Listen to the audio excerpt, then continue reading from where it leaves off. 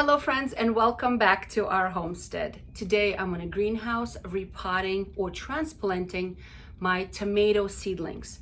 I brought a big container of hot tea, and that means I'm going to be here for a while. It's a rainy day, so if it's a little noisy because of the rain pounding on the greenhouse, I hope you can still hear me okay, but that is what's going on. So behind me I have a couple of trays of very overgrown tomato seedlings, and I want to show you a couple of things that sometimes happens without me paying attention too much. Why some seedlings are shorter and other seedlings are very leggy and lengthy. So let me show you how I'm going to be repotting and explain what I'm doing, why I'm doing it. I have plenty of other videos, and if you're interested to watch them about how I start seeds and how I work with seedlings, I will link them in a description box so you can go ahead and click on them and watch them on your free time. But I feel that, when homesteaders and gardeners talk to each other and share their methods, it's a really great platform to really gain and share information and really get better at gardening crafts. So, tomatoes. Tomatoes are probably the most popular vegetable, or actually it's fruit, to grow in every garden. I feel like every gardener, it doesn't matter how big or how little, has tomato growing. And we all choose varieties that we like. So I'm going to suggest that you guys also find varieties that you like. If you like a cherry tomato, expect a big bushy plant for cherries, okay? And it's going to be prolific. It usually grows like crazy.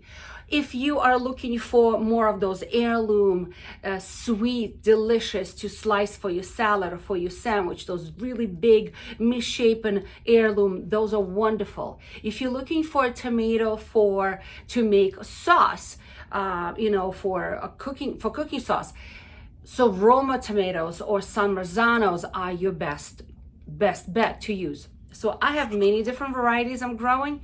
So today is mainly about transplanting them from a little cell where I started the seeds into a bigger container.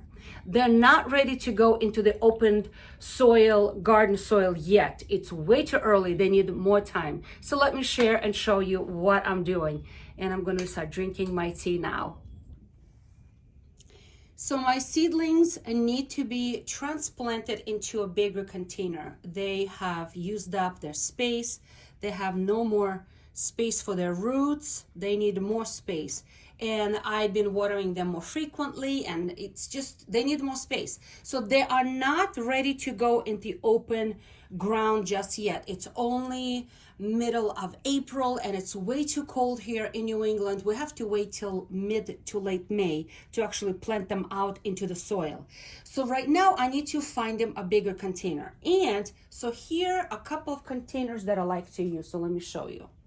So here's one. So this one is about 5 inches deep. That's what I really prefer, but I don't have a lot of them. They're not very big as far as the width, but it's really important how much they are in the soil, because this entire stem will make, if you zoom in closer, you probably could see it.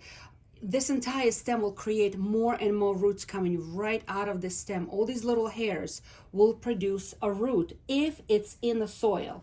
So my other pot that I like to use is about so this is about 3 inches deep pot. It's not the best. I would really prefer to use something a little bit deeper, maybe like this one. Let's see. No, it's also 3 inch.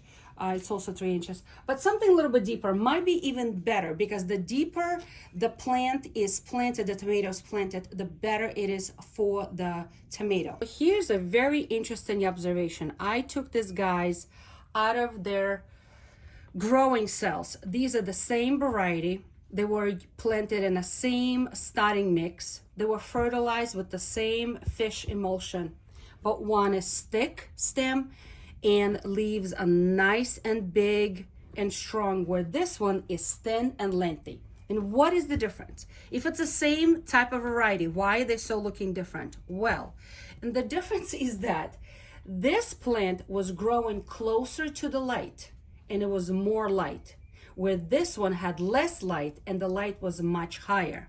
So this one had two growing lights on that shelf, and they were about 2 to 3 inches above the plant, where this one was only one growing light. So this plant was trying to stretch to get as much of light as possible, and that's why it's so leggy and lengthy. So what is the lesson here? The lesson is they need more lights. So the plant will be stronger, thicker, the leaves will be richer and bigger and stronger. But I had to work with what I had. So anyway, but that's the difference. More light, less light. All right, and that is the difference. Okay, so let's start preparing the soil, and let's get them ready to repot. I like to use, again, potted soil, and I loosen it up, make sure there's no big clumps, and I moistened it with a fertilized water. So I fertilize the water right away. So what do I use? I like to use this product. It's called Neptune Harvest by Tomato and Veg 242. That means it's what it contains as far as the nutrients. So I follow the direction on the back of it, and I mix with a little bit of water, and I just pour all the way around the soil so the soil is moist. It shouldn't be soupy. It should be moist, but not crazy soupy. So I'm just gonna mix it up and make sure it's ready for me to fill up my pots, okay? Okay, and this is the method that I like to do. So I take this container, make sure they're nice and clean containers. I always disinfect them from the previous season with vinegar water or bleach water you can use. And what I do is I fill up about 1/3 deep of the pot, just like this, okay? 1/3 deep. And then there are so many different methods. Some people put almost to the top and they make a well, but this is what I've learned that I like better. To plant them a little bit deeper. Remember how I said I want all of these little hairs to turn into root system, right? I'm actually gonna lay down just like this. I'm gonna lay them down. Don't press hard so you actually snap and break the stem. I'm gonna lift it up a little bit, support it, and now I'm gonna fill up with soil all the way around, okay? So the plant will still be in the middle, but it will be deeper in the soil, okay? Let me just support it on this side. All right, there it is. So now this tomato plant is in the soil very deep. I'll see, very deep, much deeper than it was when it was started with. And it's still in the middle of the pot. And it's ready now to continue growing until it's ready to be planted outside in the ground. Isn't this beautiful? So this is why I prefer something much deeper, because you can plant this plant much deeper. See that? This is what I'm talking about. Just like this. All right, let me show one more. But if we have, and I'm recycling a bunch of pots. So this is also a deep pot. Okay, I think it's 5 inches. I'm gonna put about 1/3 of soil on the bottom. I'm gonna take this plant, this lengthy plant, I'm gonna lay him down rather than standing up. Lay him down and push it down very gently. Again, don't snap the stem. And I'm gonna support him. So now I will have soil all the way around. And I still leave a little bit space at the top, because if I need to sprinkle a little bit more soil later or fertilizer or whatnot. And see how deep I planted this guy? Remember how lengthy he was? Now almost the entire plant is in the soil now. And I just tap it very gently with my fingers, make sure the soil is all in there, and that's it. It's very important at this point to label all of the plants, because they all so look alike that it's very easy to mistaken what we've got. So I like to take a label, write down what it is, the date when I started. Now I can add a date when I'm transplanting them. And the date today is April 15th. So almost a month they grew from a seed to actually a plant that looks like this. All right. It took 1 month to get to this point. I'm sharing my simple methods because I often receive questions about growers, especially the beginner gardeners or homesteaders who've never done this before. And you know what? Listen, just because this is my method, try it. You know, it's experimenting is great because what may be my method that works for me may not work for you, but I welcome you guys to try it.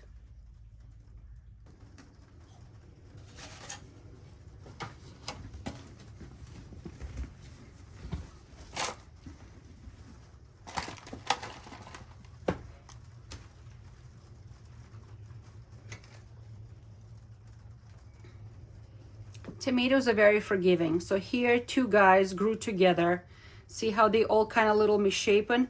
It's okay as long as I'm gently pulling them apart. This tomato is still gonna be very viable, unlike peppers. Peppers don't like their roots to be touched, but tomatoes are very forgiving. So see how deep I stuck this guy in here? He's laying down and I'm just supporting him. So I'm gonna put a lot of soil around, tap it gently, okay, just like this. The soil, even though it's nice and moist, it's still very loose. Tap, tap, tap, and this guy is ready. I'm gonna keep on working. And like I said, this guy, I separated him. They were little twins growing together. Must have 2 seeds fell together when I was sowing them. That happens all the time. It's quite all right.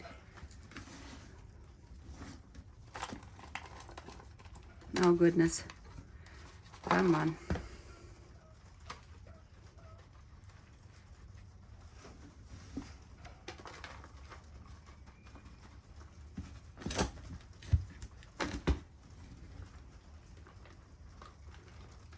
I'm glad I'm doing this in a greenhouse because it's such a messy job. Okay, from this point on, I'm gonna keep them in the greenhouse. I'm not gonna bring them in a house unless I know we're expecting frost at night. But I hope that from this point on, we're not gonna have any more frost and they're gonna sit and they're gonna grow in the greenhouse. I'm gonna open the doors and allow airflow for them to get hardened. Have you heard of that phrase? Sometimes I even take them outside and I put them when it's light wind, kind of just like moving them around to get their stems are nice and strong before they actually plant it into the open ground in a garden. But by just opening the doors in my greenhouse, and I have 2 doors on the opposite side, they create a lot of airflow and almost like wind per se, and it allows them to become stronger in their stems. So that's kind of an important thing to do for your plants, whether it is any kind of seedlings, really, all of them, they need to be hardened before they go outside into the ground. Okay, the Roma tomatoes have been potted to a bigger one, transplanted. I just watered them with the fertilized water. I'm gonna say a quick prayer that they grow nice and strong, and I'm gonna start working on my other varieties. Try to not to mix them up with Romas, so it's important to label everything each and every time, always a label. Some of you may say, well, Lilia, you know, when I go to the garden center and I buy my seedlings, they already come in this little container, and from here, this point on, I just plant them in a garden and that's enough. And you know what? The short answer, yes, sometimes that's okay, depending on where you live and where you grow your tomatoes. In my growing zone, 6A, it's cold.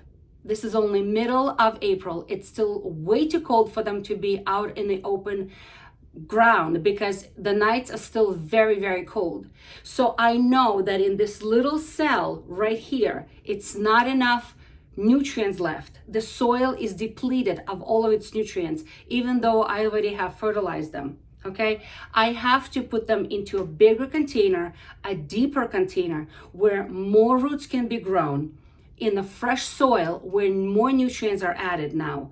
And it's gonna give a chance for this plant to become stronger, thicker, bigger, make more leaves before I actually transplant it outside into its final destination, okay? So I hope this makes sense. And please try my method. Let me know how it works for you. I really enjoy this method of laying them down. They're not gonna go crooked. I promise you, they're not gonna be crooked. They're gonna make a nice and straight stem. On this note, friends, I hope you are encouraged. Please start a garden. Work on amending your soil, making it nice and rich and ready for transplantation. This is a very exciting time. So I hope you're encouraged and try something new.